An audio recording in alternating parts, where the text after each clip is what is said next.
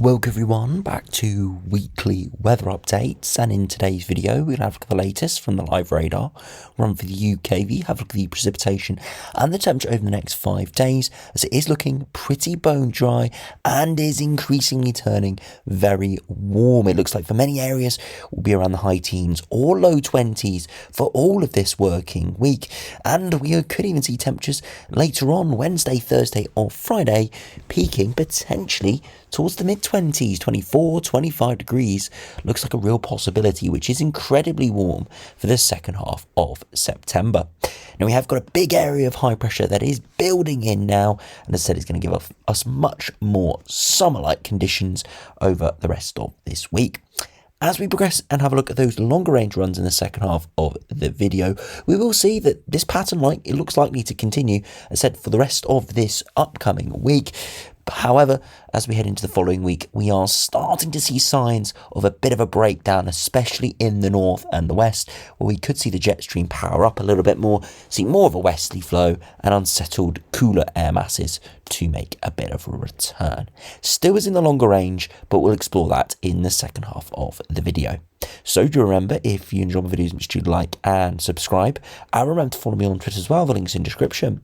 Now if we start on the live radar, we are seeing high pressure building in overnight tonight, recording this around 9 PM on Sunday evening, and you can see the remnants of the weather front that has given some more extensive rain in the north over the last couple of days. It's now finally clearing to the east, a little bit of on and off rain in the far south and east at the moment, but by Monday morning that will have cleared, all will be dry, and it will be turning increasingly warm. If you look at the temperatures, it has been actually a fairly warm day today, where we have avoided that rain, especially across England and Wales. Temperatures already here getting up into the low 20s, but it will become widespread over the next couple of days and will turn it up a notch or two, as I said, into the low 20s quite widely, perhaps maybe even the mid 20s. Now, if you go over to the latest UKV and have a look at the precipitation and the temperature over the next 5 days, you can see the remnants of that weather front clearing to the south and the east at the moment. And as we head into Monday, bone dry conditions, increasing amount of sunshine, and just looking very pleasant indeed. As we progress into Tuesday, conditions will remain exactly the same. Very warm, very dry, and very sunny as well. Feeling like we're in the middle of summer. The same can be said for Wednesday, looking exactly the same. And for Thursday, where it is looking again bone dry, like we are in a typical summer heat wave. Of course, the temperatures will not reciprocate. High 20s, low 30s, not really possible. But as I said, low to mid 20s looks like it could come Wednesday, Thursday, maybe Friday. Now, as into Friday, there's a little bit more instability around, and we could see a few heavy, slow-moving thunderstorms breaking out in the afternoon. But for 95% of the country, it is again bone dry and very warm. We just need to keep an eye on those storms. Again, if they're slow-moving, could cause some issues. And again, we'll just have to see if they do occur. Again, all depends on the pressure and the wind direction.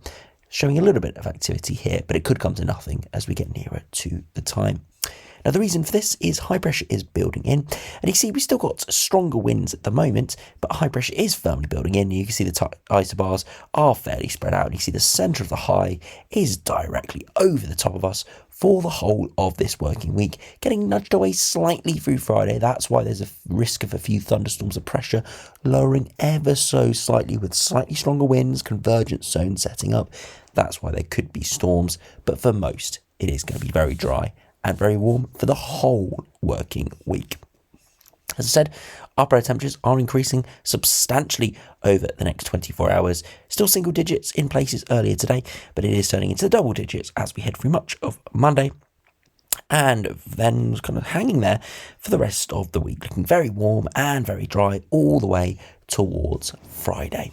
If you look at the surface temperatures, the all-important surface temperatures, you can see as we head into Monday afternoon, temperatures picking up widely in towards the high teens, touching 20 or 21, and it's just going to ramp up day on day. As we head into Tuesday, look further northwards, temperatures even in northern Scotland getting up to 22 degrees. The same can be said down towards southern England, widely high teens, low 20s.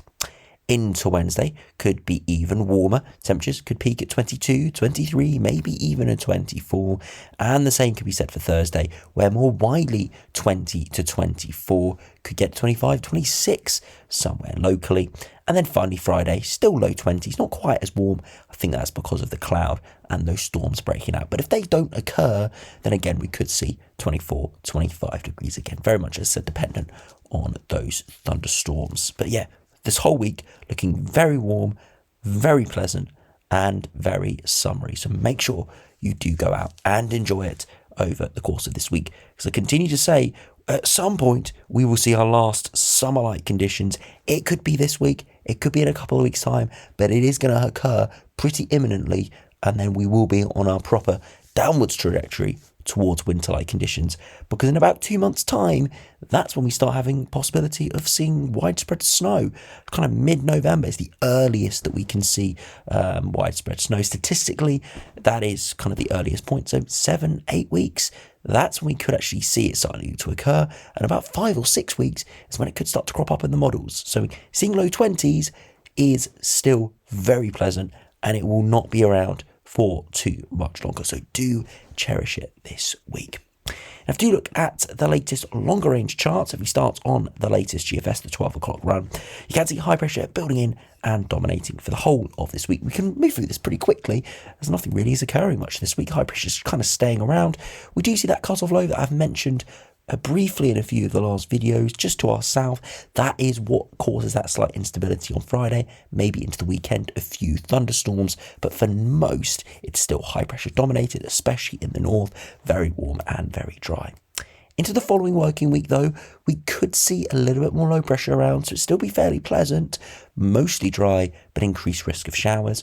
And then as we progress into the longer range, high pressure eventually starts to get pushed away, and we do see low pressure moving in for the final couple of days of September into early October. That wouldn't be pleasant at all. That would be a shock to the system after a warm and dry period, much cooler and much more unsettled conditions, and you see that with lots more rain coming in off the Atlantic. Wouldn't be pleasant at all. Now, to compare to the latest GM, again, high pressure is building in at the moment, and it continues to dominate through the rest of this week. That brief little low pressure system further northwards could move in for the weekend, and then into next week, actually, GM breaks down the warmth very quickly, and it does bring in some pretty deep low pressure systems in by the middle of next working week in around 10 days' time. That, as I said, would not be welcome either. Quite a quick breakdown there from the GM, from high pressure to low pressure in the space, about 36 hours. So again, have to keep a close eye on that. GFS doesn't quite agree, it takes longer on the GFS. So you can see both runs producing a breakdown, but at complete different speeds and completely different ways. We'll have to, as I said, wait and see. And then if we finish by looking at the latest ECMWF, again, high pressure building in, dominating for all of this week. And then slowly into the following week, we could see low pressure move back in, again, mainly dominating further northwards and high pressure further southwards, because it is starting to take over and the jet stream is really starting to ramp up there by day 10. So would be turning much more unsettled in that longer term period, the last couple of days of September and early October. As I said, we'll have to keep a very close eye on it. Could change. High pressure can be stubborn at times, so we'll have to wait and see if this big area of high pressure does shift away quickly or it hangs around a little bit longer. There is a possibility it hangs around for the rest of September, the next 2 weeks. We are seeing some runs showing that, but the majority of some sort of wobble or breakdown into those final 5 days or so of September. Now, if you finish by looking at the latest ensembles, see dry and very warm over the next week. It's really around the 22nd, 23rd, is around a week's 7-8 days time really. We start to see precipitation re-emerge, and that comes still with warmer air masses, so most likely as a result of that cut-off low starting to develop. But it's when we see that dip in those upper air temperatures, that's when we could probably see the change in wind direction, and that's in around perhaps 10 days time. So got a good 7 to 10 days of warm conditions and very dry conditions as well. Not a precipitation spike appearing here until around next Friday or Saturday for London.